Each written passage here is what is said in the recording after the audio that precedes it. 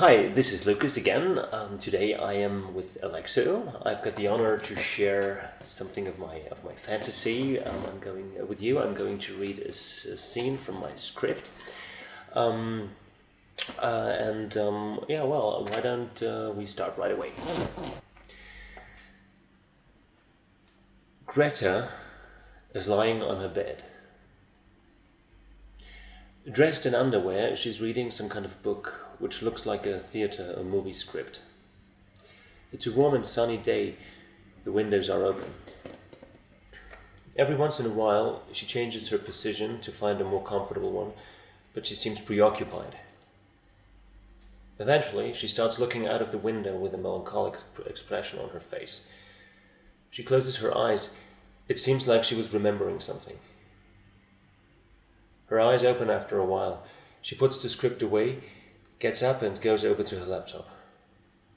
She opens iTunes and we can hear a song, a slow and atmospheric one. She goes back to her bed, lies down and continues her reminiscence. It seems to be a beautiful, but also painful memory. Her facial expression slowly turns into a bitter one. She picks up the script again and tries to get into studying, but she's far from being focused, and it bores her. She sighs and starts to chew on one of her fingernails. Quickly, however, she realizes how neat and beautiful they are. So she stops, rolls her eyes and sits up in her bed a bit. She looks out of the window. After a second, we hear the sound of an incoming text message. Greta picks up her smartphone, which is lying on her nightstand, opens the message and reads it. She writes an answer and puts the phone aside. She tries to go back to studying her lines, but in fact she's just waiting for the phone to ring again. She tosses and turns in her bed. She's all nervous. Finally, we hear the tone again. Greta takes the phone and reads the message. All of a sudden, she sits up completely in her bed and seems totally stiff. She touches the display. A number is dialed and she holds the phone against her ear. Again, she's waiting. Nothing happens, however. It rings for quite some time until finally the mailbox goes on. She takes the phone off her ear, being close to tears. She gets off the bed and starts walking around in her room, the phone still in her hand. She takes time to consider. All obviously she's miserable. Finally, she starts writing a message and sends it as she has finished it. Greta disgustedly throws the phone onto the bed and looks at it. She seems to be fearful and angry. We see Greta looking at the phone for a couple of seconds until the tone rings again. Greta rushes to pick it up and to read the message. She reads it and looks up.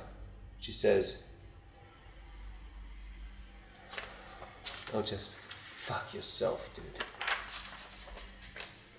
Greta is kind of numb now. She stares at the phone in her hand and all of a sudden she dashes it against the wall using all of her power. A moment passes by. Greta is a little shocked about herself.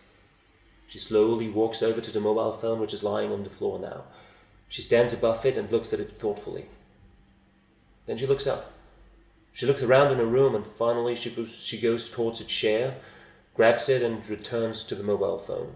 She puts the chair on the ground, putting one of the chair legs on the display of her smartphone. Then she steps onto the chair, takes a moment time to seek for stability, and then takes a heavy jump. We can hear the display break. Greta steps off the chair, stands in her room for a moment and starts to cry. Then she gets dressed, puts sunglasses on and leaves the room. Scene 1A. We can see Greta leaving the building and walking down the street. She arrives at a corner with a taxi stand, gets into one of the cabs and the cab starts after some seconds. Scene 1B. Greta is sitting in the cab. We can see her face with the sunglasses on. There is lounge music playing on the radio. Eventually she takes the glasses off to clean them. Scene 1C. The cab stops at a corner. Greta gives the driver a bill and gets out of the cab.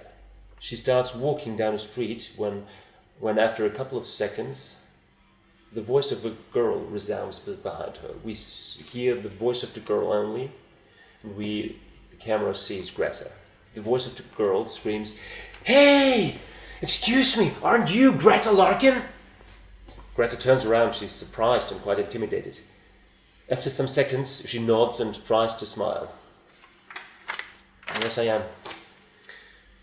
The voice of the girl again. "This is so cool! I saw you at the theater just the other day in Hedda Gabler.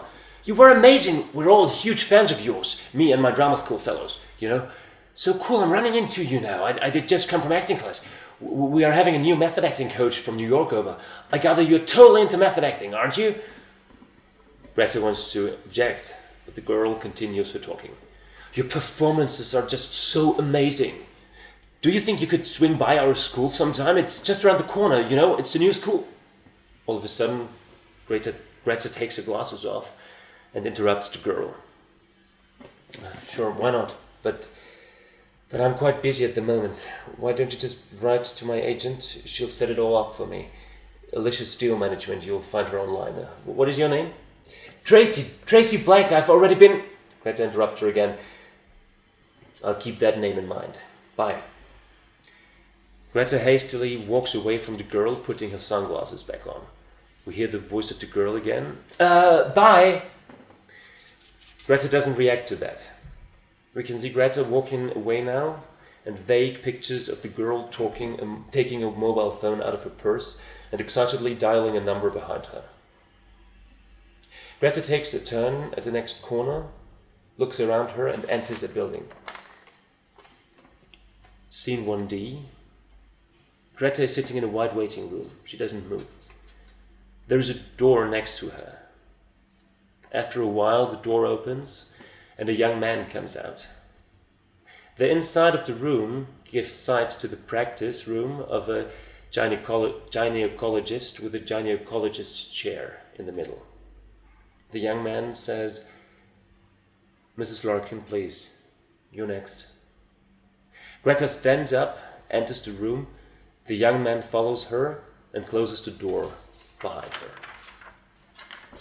Thank you.